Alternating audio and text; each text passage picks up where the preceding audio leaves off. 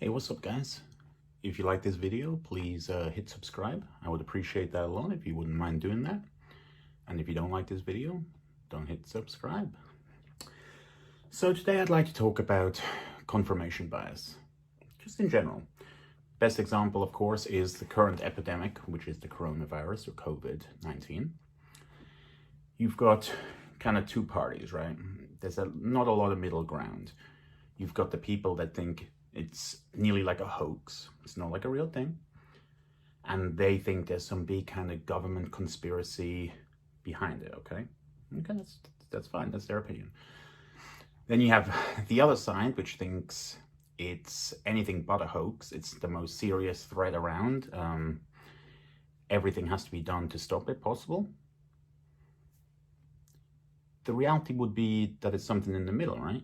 It's something that's really bad, probably overblown in some ways. There's probably some kind of an agenda behind it all that we're not aware of. However, you sitting there and looking at your YouTube channel, if you, let's say, hit up a channel that's on a conspiracy theory, let's say a prepper. For instance, I like some of the prepper and conspiracy theory talks just because I find it entertaining. Some of it I find realistic, some of it I just find absolute nonsense, but it's something I like to have in the background while I'm doing other work. I like to kind of listen to it. I like podcasts in general. Once you've clicked on one of those videos once, next time you go onto YouTube, what happens? The YouTube algorithms bring up more videos like that. So now you click on another video, and then this cycle continues, and before you know it, your entire YouTube stream is just conspiracy video after conspiracy video. So for you, this becomes the new normal. I mean, in your eyes, that's all anybody's talking about. So it has to be 100% the truth, right? Not really, right? Not true at all. It's just the algorithms have now determined that that's what you're into, so that's what they're posting up.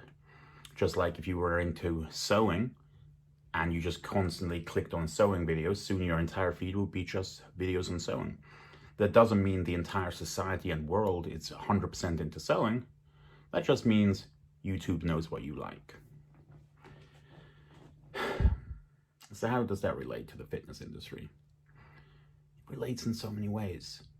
It relates in, you've got these guys who say drugs are the answer to everything. Some people even like my friend, he's a friend now, but we had our little clash, me and Boston Lloyd. He's very pro-drugs, so he's on this side. Then you've got all these guys that are, pro 100% natural, your Lane Norton, you know the type, and they're on this side. And reality is, bodybuilding is both, right? When we're talking about an extreme level, it's the discipline, dedication, and commitment of a natural athlete, ticking every single box, and it's the use of pharmaceuticals to achieve that extreme look, if that's what you desire. No one is 250 pounds shredded naturally. It just doesn't exist. I don't know why people make out these numbers. I mean, there's different equations that people use, natty or not. So they go, oh, you are 5'8" and you are 220 pounds at 10% body fat. There's no way you can be natty because the calculator only says you can be 176. Now for me, that would be true, 100%. But that doesn't mean it's true across the board. There's a lot of different genetic types. You have a Ronnie Coleman who turned pro natural. And how do I know that he turned pro natural? Well, the fact that he was about, 220 when he turned pro, and then he ended up competing at close to 300 pounds. Yeah, that wasn't because he suddenly developed a better training technique. In fact, I'm pretty sure his training was pretty much the same for his entire career. So what was the denominator? Drugs, of course. So how do we determine what is reality, what is the truth, and what is basically a false idol? Is Boston Lloyd right? Is the natural guy right? Well, it all just depends on how you look at it and how you decide to view it, just the same with the coronavirus. It's your choice. It's your choice how you decide to view it. But what I'd like to point out is our strongest asset is our mind, our brain. That's what controls everything. If we do not have clear, effective thinking, then we have nothing. We literally fall apart. And we're all about training the muscles. Yeah, gotta get big muscles, train hard. But how much mental discipline training do you actually do? Have you ever asked yourself that? And what even is mental discipline training? Does that mean sticking to a diet for 16 weeks? Yeah, there's a lot of discipline involved then. But then if you write off those 16 weeks, blow right back up to where you were 16 weeks prior by binging on a load of food, did you actually learn anything? No. Did you actually have full control over your mind? No, you didn't. Because if you had full control, you would have gone, you'd have done the show, you'd have eaten a couple of meals that you wanted, got it out of your system, then got back on a good, smart plan and slowly build up for the next season or whatever your next goal is. You wouldn't have just used all those fat burners like some people do, you know, your thyroids, your clenbuterals, your ephedrins, in some cases DNPs, you name it. You wouldn't use all those toxic things, get really lean, and then go to Krispy Kreme for the next week and undo 16 weeks of basically poisoning and stressing your body. That would make 0 sense, but yet people do it. And that really hurts my head. And I find a lot of what I do as an online coach is help people break that pattern. Because for you to be successful in bodybuilding, you have to be in control of your own mind. And that is a lot harder than people think. Because our mind is basically, it's a program. And every step we do influences that program. It's like an interactive role-playing game. Whatever you do at the start can influence what happens at the end.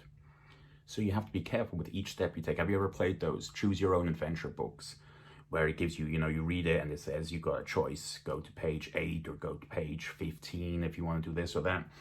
And every choice that you make adds up to an end conclusion. Often that's that you lose, you die, you don't achieve the goal. And if you get every sequence right, you end up beating the book, you win. Well, bodybuilding and life in general is exactly the same. Every little step that you do today and tomorrow build up cumulatively. And at the end, you're either going to have a positive or a negative result. So what are some of the ways that we can work on this? Well, I could say you can go and read different books in psychology. That helps. You could go and see a behavioral therapist. That helps. You could pay a coach such as myself or any other capable coach and then just follow kind of mindlessly. And that's okay, as long as you're learning along the way. It's not okay if you just shut off your brain and just follow blindly, because then when you stop the coaching, you won't have an idea of what to do. You won't be in control of your own so-called adventure anymore, will you?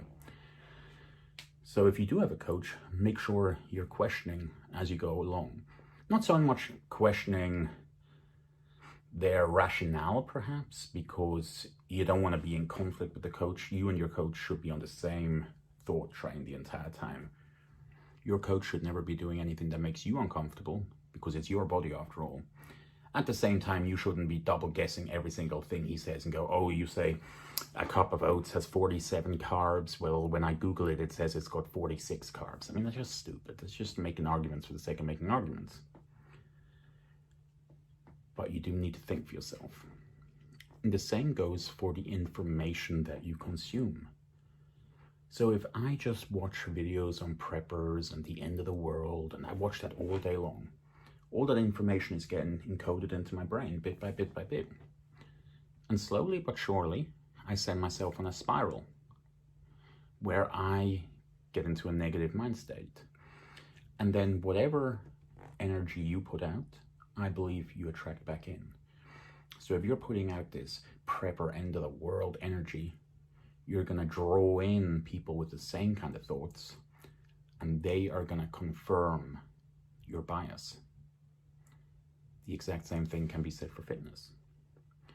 If you think that drugs are the only way to do things, you will draw in people who are like-minded. And then you'll create your own little bubble of BS, basically. And it takes a lot to burst somebody's bubble. In fact, most people never burst their own bubble and they just live in their own little bubble forever. What would be a good example for that? Well, imagine some people who live in the country and they're just country folks. They just go fishing every day. They drive their trucks. They live in their own little bubble. They will never see things the same way somebody who lives in the city will see things. Just the same way the people in the city won't see things in the way the country people see them. But now if you were to trade spots and spend, let's say, a year, the city person lives in the country for the year, country person lives in the city for a year, imagine how much expansion of the brain there could be. Be enormous, right? You would develop so much as a person.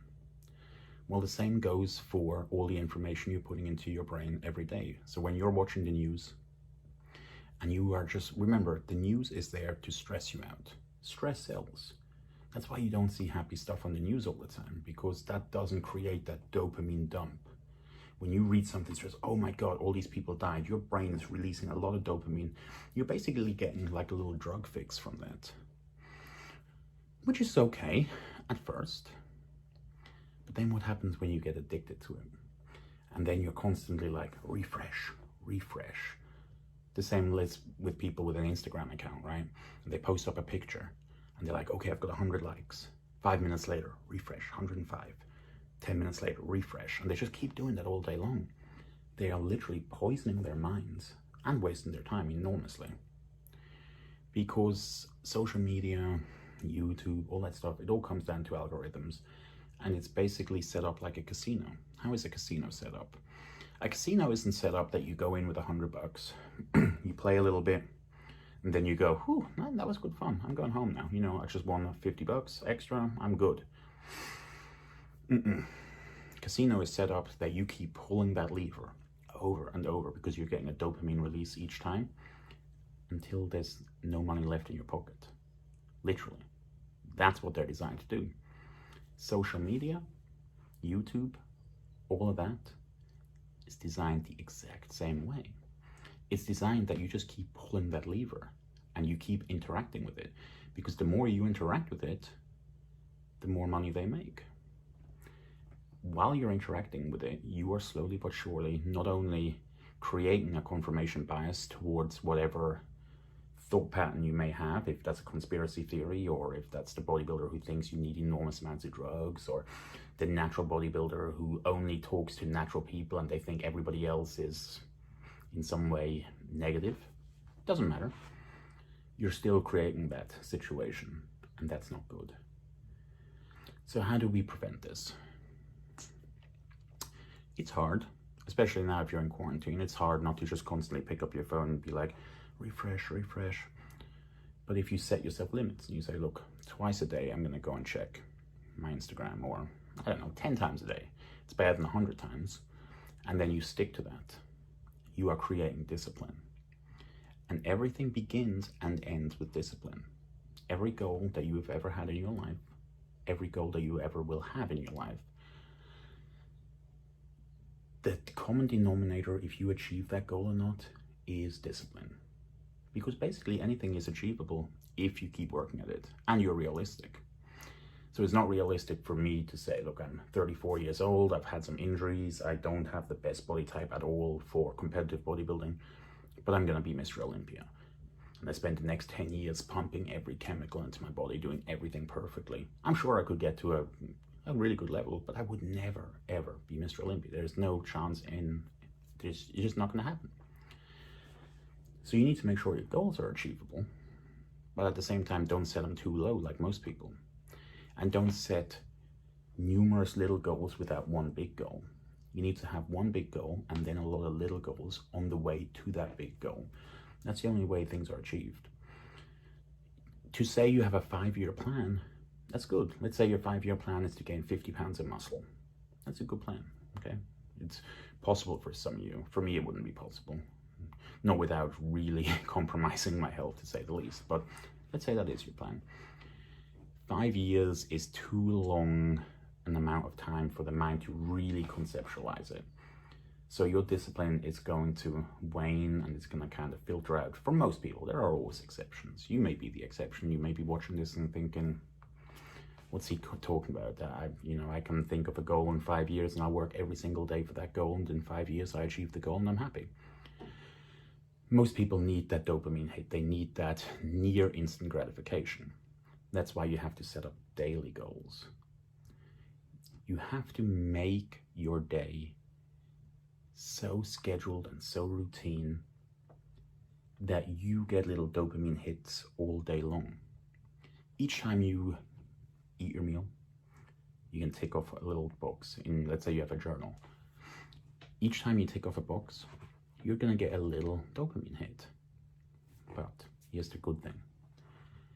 It's not gonna be enough of a dopamine hit for you to become immune to it. Because it's not a huge release. You're not gonna be feeling over the moon because you went and had a really good workout now and ate all 6 of your meals today. No, but it will be enough for you the next day to think, I liked how I felt yesterday. I'm gonna do that again. And that is the key. And I think that's something a lot of people don't really think about, is it? They don't think about it like that. They don't think about it by hour, how to achieve those little little mini goals and little mini dopamine boosts. They just think about the big picture. Oh, I want to win my pro card. Okay, that's great. So you train, and then coronavirus comes and they go, shows are delayed. Now your brain has two options. One, it can go, okay, that kind of sucks, but now I'm going to keep going because I have this daily routine and every little box I'm taking off makes me feel good. Or you can be like, oh, everything is done. Fall off your diet, fall off your routine, just become like everybody else. I see people talking about that a lot, the so-called sheeple, like people, but sheep. But it's true, because people are constantly trying to catch a little dopamine hit, but they're going in the wrong direction for it. They're using food, they're using media, they're using TV, they're using instant gratification techniques that don't have long-lasting beneficial effects. And that's what you want to aim for. You want to aim for those dopamine releases that long-term result in something really positive. And following a diet, doing your training plans, doing it day in, day out, getting those little boosts, that will result in a long-term really positive outcome. But how do we get started? And that's a big question, because whenever we start something new, the first few days especially are going to be very, very hard. You're going to be so tempted to do something else. You're going to be so tempted to skip a meal, skip a workout. Oh, I'll just push it back an hour. And then what happens? You end up having missed a meal and you're not on schedule. You never get back on schedule. Not truly. That's why I always say, if you have a goal and you want to get it going, tell yourself, I'm going to give it 2 weeks. Because anybody can do anything for 2 weeks. You literally can go without food for 2 weeks if you wanted to. Not everybody, but most people could do that. If you're super, super skinny, perhaps you couldn't, but the majority of people can go 2 weeks without food. So you can do any schedule for 2 weeks. Make a perfect schedule, follow it for 2 weeks, and then at the end of those 2 weeks, I will bet you anything that you are going to be so happy and so feeling positive and good from all those little dopamine releases, those little achievements from hitting those little goals every day, that you're just going to keep going day in, day out. And then you'll create this awesome pattern. I had that pattern for many, many years, and it literally took 2 severe injuries to knock me out of that pattern. I never even understood why people would fall off the wagon. I was like, what do you mean you've not been going to the gym? Why would you not go to the gym? Why would you not eat your meals? I don't even understand it. But then I tore my tricep off the bone, and I was bummed out. But I was coming back. And then I said to myself, all right, I'm going to go and do this push-pull meet. And I'm only going to do a really light opening bench, and I'm going to go and win with a big deadlift, because that's what I'm best at. So I went, I warmed up, everything felt real light. I benched, and I said to myself, I'm just going to do a 315 bench, just a little token bench, and move on. Well, I took the 315 down and I just pushed it up like it felt like the empty bar. So I said, okay. I got a little bit greedy. I wanted a little bit more of that dopamine hit. I didn't stick to the plan. And this is where things went wrong. I went, okay, I'm just going to go 335. Even though I knew that wasn't on my plan, even though I had told myself I was not going to do that, I still did it. And when I brought that bar down, my pec tendon tore right off the bone. And that then resulted in a couple of years of me not being personally on track. And I learned during that time that if you're not on track, getting back on track is really hard. Not just physically, but mentally, emotionally. It's just hard on every level. So I started all of this stuff when I was 12 years old. So for me, I never really knew any different. Now I can really relate and understand how so many of you who are maybe not that far in your fitness journey or just going to start your fitness journey, how hard it is for you. It's really hard. Don't let anybody tell you anything differently. Don't listen to those bodybuilders on Instagram that say, oh yeah, you're not dedicated, you don't have to grind, you don't have to discipline. No, it's because they've built that pattern into their brain. That little, do this, get a little dopamine release, do that, get a little dopamine release. They've created this cycle for themselves. You just don't have that cycle yet. That's the big thing about it. You can have that cycle, and you will have that cycle if you want it. But you have to be prepared for the first couple of weeks to be uncomfortable. It's going to suck. It's not going to be fun. There's going to be moments when you want to give up. But that's when you have to say to yourself, I told myself 2 weeks, I'm going to give it 2 weeks. And you just go in day after day. And then after 2 weeks, look back at it. And I bet you'll be like, heck yeah, I did it. Now you've taken your first step towards your goals. So if you have been wanting to start a fitness journey, the best time to start? Tomorrow morning. I'm not one of those people that says the time is right now, even though technically it's true. We only have this current moment in time. But I'm in general a bit of a perfectionist, like a little bit of an OCD, like probably most bodybuilders and fitness folks have. So I want things set up right. So how would I suggest you start? I would suggest you write out a plan. Diet, training, supplements. You write down what time you're going to eat. You write down what time you're going to train, what you're going to do. You plan it all out. You set the alarm. When you wake up, you look at your schedule and you follow it bit by bit by bit. Now, don't make it so precise that there's no room for error, because real life is a big factor too. So if you have a child, for instance, and the child needs some extra help with homework or is sick, it can throw your schedule off a little bit. That's okay. It doesn't have to be super precise, just as precise as you can make it. As long as you give it your best effort, it'll work. But if you start making excuses, nothing works. And I've learned that the hard way myself. And I've learned how hard it is to restart and to get into that pattern. But it is doable. You just have to view your brain, your body as a machine. And you have to take a step back from yourself and view it that way. And think to yourself, I'm controlling this machine. Imagine yourself like a giant mechanical battle robot. You know, if you like anime, you know what I mean. Big battle robot. You're inside that robot, you're controlling it. Well, imagine your body that way. You are behind the controls. So let's say if you're feeling crappy for a moment, imagine that's like an enemy hitting you. You're like, oh, God, taking damage. It's, this is not great. But you recompose yourself and you keep going. You have to get out of inside your own head, take a step back, and then take control of the situation. You have to think and act proactively, not reactively. Because if you act reactively, so you only react to the current moment, you are basically always one step behind. If you act proactively from the start, you're always one step ahead. So even if something happens which pulls you a step back, you're still right on target. You have to be a step ahead so you can afford to take a step behind. Well, if you're always just keeping up with where you want to be, if you take a step back, it totally throws you out of the loop. Well, I hope you enjoyed my rambles today, and I do hope you hit subscribe and leave me a comment below if you want. If you liked this video or if you didn't like this video, please let me know. Thank you.